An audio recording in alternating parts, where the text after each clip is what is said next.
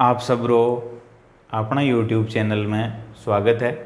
आज आपनो टॉपिक आप देखा संकुलन क्षमता 12वीं क्लास ठोस अवस्था में।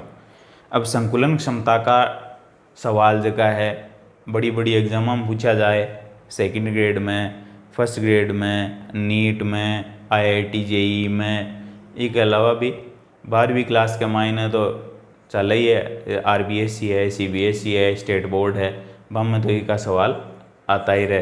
इसके अलावा रिटर्न में लिखवाड़ो भी सवाल ही का मायनों सु अवे। तो संकुलन क्षमता कौन सी वह संकुलन क्षमता क्या होती है? तो संकुलन क्षमता किसी क्रिस्टलीय ठोस में कुल उपलब्ध स्थान का अवयवी कणों द्वारा घेरे गए स्थान का प्रतिशत होता है। जैसे मैं आपको एक एग्जांपल दूं, अपने पास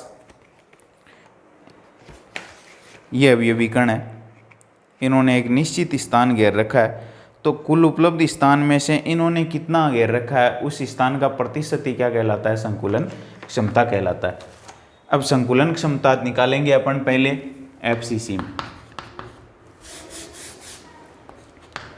FCC या CCP की संकुलन क्षमता। अब FCC या CCP क्या है? ये एक कोष्टिकाएं है। FCC एक कोष्टिका अपन ने पीछे पढ़ी है, जिसमें अवयवी कण कहाँ स्थित होते हैं? उसमें अवयवी कण होते हैं 8 कोनों पे और प्रत्येक फलक के एक एक केंद्र में। तो 6 फलक हैं, 6 फलकों के केंद्रों पर एक एक उपस्थित है और 8 कोनों पर उपस्थित होते हैं। तो FCC की एक बार अपन पुनरावृत्ति कर लेते हैं, दोहरा लेते हैं, FCC बना लेते हैं। ये अपनी एक कोष्टिका है, ठीक।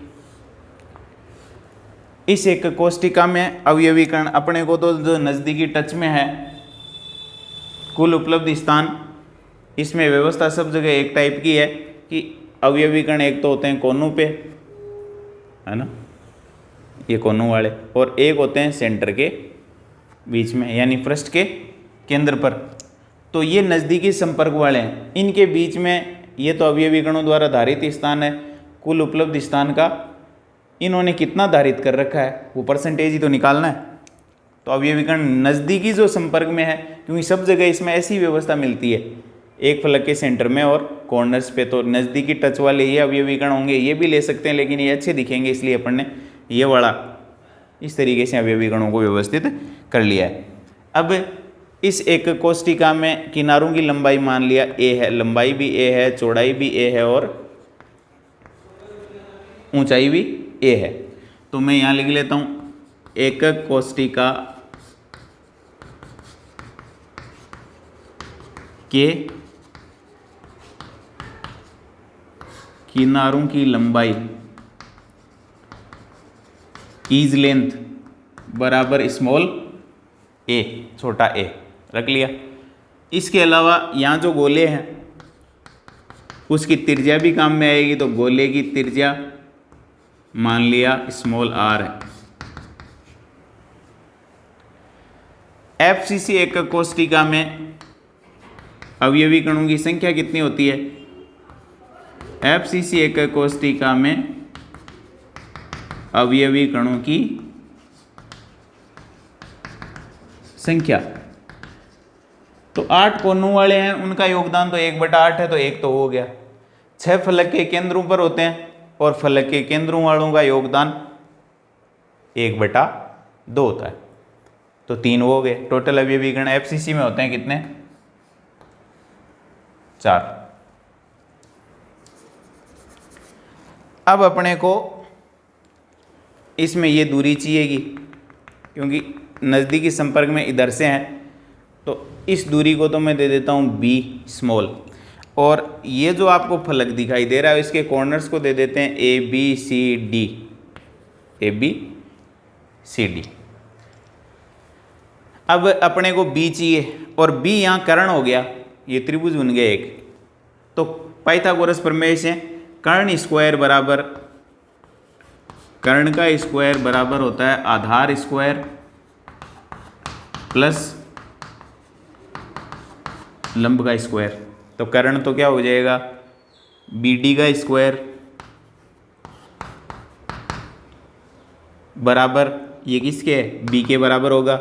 स्मॉल बी से डिनोट कर दिया अपन ने इसको।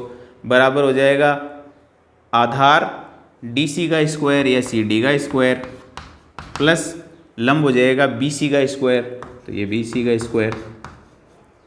अब सारी भुजाएं क्या है, बी डी का स्क्वायर बराबर बी बराबर सी डी का स्क्वायर भी, सी डी क्या है, ये रही सी डी ए है, तो ये है ए का स्क्वायर। बी सी क्या है, बी सी ये रही, ये भी ए है, तो ये ए का स्क्वायर। तो ये हो जाएगा बी डी का स्क्वायर बराबर बी बराबर, यहाँ एक लगा सकता हूँ मैं, एक और एक होते हैं दो, तो ये हो जाएगा बी डी का स्क्वायर, ये किसके बराबर है, बी के बराबर है, बराबर ए स्क्वायर 1a स्क्वायर हो जाएगा 2a स्क्वायर। या इसको अपन एक बार हटा दें, बी लास्ट में लिख देंगे। तो बी डी बराबर हो जाएगा, यदि स्क्वायर हटाएंगे तो इधर वाले का अंडर रूट लेते हैं, तो बी डी बराबर हो जाएगा अंडर रूट, दो का तो अंडर रूट आ जाएगा, ए स्क्वायर का अंडर रूट हो जाएगा ए, रूट 2a, और ये बी डी बराबर बी बराबर रूट 2a हो जाएगा। अब यहाँ टोटल गोले संपर्क में ये जो बी आई है अपने पास ये वाली, उसमें संपर्क में टोटल 3 गोले हैं, इसमें 2 की तो त्रिज्या शामिल है, इस गोले की त्रिज्या ये इतना ही काम में आया, इधर ये पूरा शामिल हो गया फलक के सेंटर पे है, और इसकी भी त्रिज्या ही शामिल हुई, तो ये तो हो जाएगी आर, ये हो जाएगा आर और आर 2r, और ये हो जाएगा आर। तो मैं इसको यूँ लिख सकता हूँ, ये बी डी बराबर बी बराबर अंडर रूट 2a बराबर 4r, बी बराबर बी डी बराबर अंडर रूट 2a बराबर किसके, 4r के। क्यों, क्योंकि इसकी भी त्रिज्या शामिल है, ये पूरा शामिल हो गया, इसलिए इसका व्यास आ जाएगा, और व्यास त्रिज्या का दुगुना होता है, और इसकी भी त्रिज्या, तो ये r plus R plus R plus R 4 बार हो जाएगा, या बीच वाले का व्यास 2r ले लो, एक ही बात है, तो 4r हो जाएगा। तो मैं इसको अंडर रूट 2a बराबर लिख दूं 4r, और a बराबर हो जाएगा 4r में भाग दे दो किसका, डिवाइडेड बाई रूट 2। अब इसको आगे हल करते हैं, तो रूट 2 को ऊपर नीचे गुणा कर देते हैं, कोई फर्क थोड़ी पड़ता है, 4r बटे रूट 2, ऊपर रूट 2 से गुणा कर दिया है, नीचे भी रूट 2 से गुणा कर दिया है। रूट 2 की वैल्यू होती है 2, यानी रूट 2 को हटा के चाहे 1/2 लगा दो, और आधार समान होता है तो घातें जुड़ जाती है। इन दोनों की गुणा होने के बाद वैल्यू हो जाएगी कितनी, 2। देखो आगे इस प्रकार से हो जाएगा रूट 2। इसकी मैं एक बार देखो और आगे खोल के बताता हूँ आपको, ये दोनों के आधार जो है 2 हैं, आधार समान है तो घातें जुड़ जाती है, तो आधार आधा 1, तो ये हो जाएगा 4r इंटू अंडर रूट 2 बटा 2 की पावर 1। अब 2 का भाग दे दो, 1 को हटा देते हैं, 2 का भाग दे दो, 2 बार गया, तो ये हो जाएगा 2r इंटू रूट 2। a का मान हो जाएगा a बराबर 2 रूट 2 और r। अब एकक कोष्टिका का आयतन, एकक कोष्टिका का आयतन है कितना, एकक कोष्टिका के किनारों की लंबाई a है, तो एकक कोष्टिका के किनारों की लंबाई a है, तो लंबाई भी a है, चौड़ाई भी a है, और ऊंचाई भी a है, तो एकक कोष्टिका का आयतन हो जाएगा a क्यूब। एक कोष्टिका का आयतन हो जाएगा a क्यूब। अब a बराबर 2 रूट 2r है, तो a क्यूब बराबर क्या हो जाएगा, चूंकि a बराबर है 2 रूट 2r, चूंकि को अपन इस तरीके से लगा दें, इसलिए a क्यूब बराबर हो जाएगा 2 रूट 2 का क्यूब r क्यूब, 2 रूट 2 का क्यूब और r क्यूब। तो a क्यूब बराबर आ जाएगा 2 का क्यूब हो जाएगा 2 दूनी 4 दूनी 8, फिर रूट 2 को 3 बार लिखेंगे इस तरीके से, 2 की पावर 1/2 लिख दो चाहे, आर क्यूब। ये आधार आधा तीनों के आधार समान है, लेकिन ये आधार ये आधा एक हो जाएगा, दो की पावर में लिख सकता हूँ ए क्यूब बराबर 8 इंटू 2 की पावर 1, और इसको वापस क्या लिख देते हैं √2, क्योंकि ये काम में नहीं आ रहा आर क्यूब। 8 ये एक को हटा देते हैं तो 8 दूनी 16 √2, तो ए क्यूब बराबर आ जाएगा 16 √2 और आर क्यूब, ये आ जाएगा ए क्यूब की वैल्यू। अब आगे बढ़ते हैं।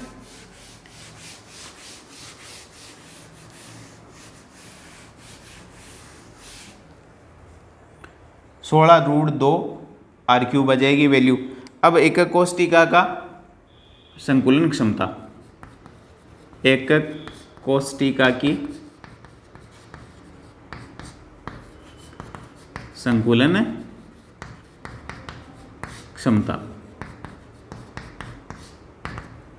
बराबर एकक कोष्टिका की संकुलन क्षमता निकालने के लिए अपने को क्या करना पड़ेगा, एकक कोष्टिका में अवयवी कण कितने हैं, अवयवी कणों की संख्या, number of particles in a unit cell, into एक अवयवी कण का आयतन कितना है, एक अवयवी कण का आयतन। भाई संकुलन क्षमता क्या होती है, अवयवी कणों द्वारा कुल उपलब्ध स्थान का घेरा गया आयतन और उसका परसेंटेज निकाल लेंगे। तो एकक कोष्टिका में अवयवी कण कितने हैं, तो एफसीसी में होते हैं 4। एक अवयवी कणों को गोला माना गया, गोल, तो गोले का आयतन होता है 4/3 पाई आर क्यूब बटा एकक कोष्टिका का कुल आयतन। भाई कुल आयतन में से ही तो घेरेंगे, तो एकक कोष्टिका का कुल आयतन। तो एकक कोष्टिका की संकुलन क्षमता बराबर हो जाएगी, एकक कोष्टिका में एफसीसी में अवयवी कण होते हैं 4, 8 कोनों वालों का 1/8, 6 फलक वाले का 1/2, तो 3 और 1 4। एक अवयवी कण का आयतन, अवयवी कणों को गोले के रूप में माना गया, गोले का आयतन होता है 4/3 पाई आर क्यूब, और ये आगे परसेंटेज आ जाएगा इस संकुलन क्षमता के लिए 100 से गुणा कर देंगे। एकक कोष्टिका का कुल आयतन ये हो जाएगा ए क्यूब और गुणा 100। अब ए क्यूब अपन ज्ञात कर चुके हैं 16 √2 आर क्यूब, तो बराबर हो जाएगा, इसको 4 चौके 16 लिखूँ, 16/3 पाई आर क्यूब बटा ए क्यूब की जगह क्या रख दूँ 16 √2 आर क्यूब और गुणा 100।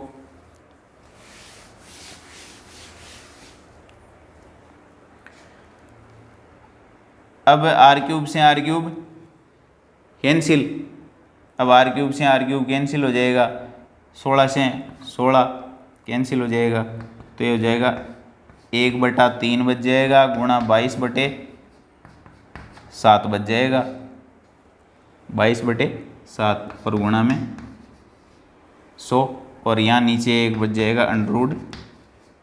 √2 का मान होता है 1.414, तो 22/3 गुणा 22/3, इसको 21 लिख देते हैं, 22/21 गुणा √2 गुणा 100, और इसकी वैल्यू अपने को प्राप्त होती है लगभग 74%। तो ये हो जाएगी एफसीसी की संकुलन क्षमता। ये कई बार आरपीएससी ने सीधा ऑब्जेक्टिव में पूछा है एफसीसी की या बीसीसी की संकुलन क्षमता कितनी होती है। इसके अलावा राजस्थान बोर्ड में 2 बार सवाल आया हुआ है कि संकुलन क्षमता इसकी कैसे कैलकुलेट करते हैं, 2 नंबर का कैलकुलेट करके बताइए। तो आप इस वीडियो को पूरा देखें, देखने के बाद जो है एक बार कॉपी में लिख के हल करें। हल करने के बाद फिर नहीं समझ में आता है तो मेरे को जो है आप कमेंट बॉक्स में मैसेज करके भी मेरे को बता सकते हैं कि ये बात समझ में नहीं आई। और यदि वीडियो आपको पसंद आया, बात समझ में आ रही है, तो आपको पता ही है आगे क्या करना है। धन्यवाद।